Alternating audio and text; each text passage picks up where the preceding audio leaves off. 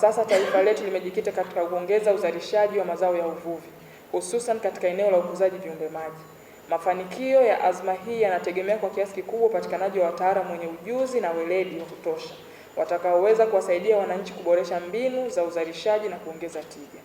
Kwa msingi huo, ninaiomba bodi itoe kipaumbele maalum katika kuimarisha mafunzo na programu zitakazozalisha wataalamu mahiri katika eneo la ukuzaji wa viumbe maji ili kuchochea ukuaji wa sekta na kuchangia ipasavyo katika maendeleo ya uchumi wa taifa. Haya ni maagizo mahususi kwenu ambayo nawaomba mkafanyie kazi kwa haraka. Moja, kuisimamia FETA ili iweze kuongeza uzalishaji wa vifaranga vya samaki kufikia hadi vifaranga kati ya milioni 5 na milioni 10 kwa mwezi. Na hii ni kwa sababu ya mahitaji makubwa tulionayo sasa na uwekezaji mkubwa ambao serikali imeendelea kuweka katika suala zima la ukuzaji wa viumbe maji katika maziwa yetu makuu na maziwa madogo.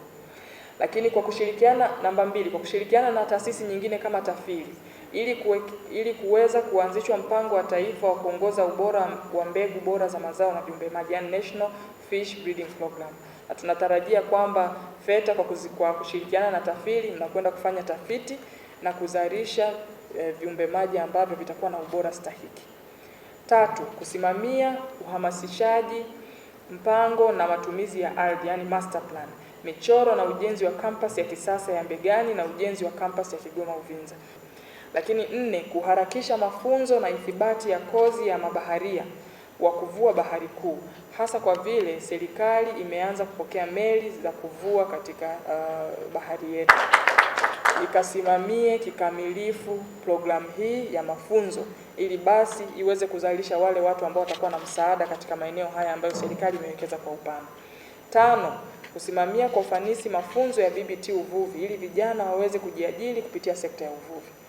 Kwa tunatarajia bodi hii ya ushauri itaenda kuongeza tija ya usimamizi wa vijana hawa ili basi waweze kufanya shughuli hii ya ukuzaji viumbe maji na kuongeza tija kwenye swala zima la uchumi wa bluu kwa nguvu na kwa kasi ambayo tunatarajia. Ni sekta ya uvuvi imeendelea kuwa chanzo cha ajira na usalama wa chakula kwa Watanzania, ikichangia ajira za moja kwa moja kwa wavuvi 201,661 na wakulima wa viumbe maji 49,184, huku ikichangia 30% ya protini ya wanyama.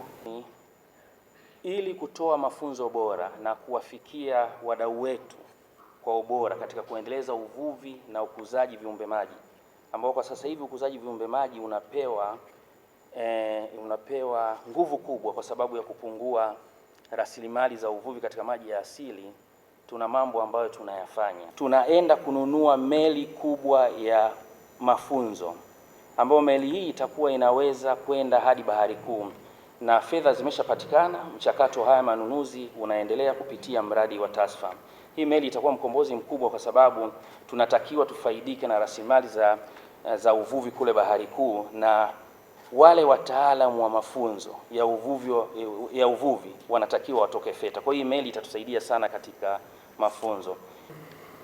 Kipekee mimi kama mwenyekiti wa bodi ninashukuru kwa sababu nimeaminiwa kwa mara nyingine tena kuongoza hii bodi, lakini pia na wenzangu. Nichukue fursa hii sitaki kurejea uliyosema, lakini nikiri kwamba tumeyasikia, tumeyapokea na tutajitahidi kadri tunavyoweza kwa kutumia juhudi, maarifa, weledi, utaalamu, lakini zaidi sana uadilifu na uzalendo kwenye kutekeleza haya majukumu ambayo wametupatia.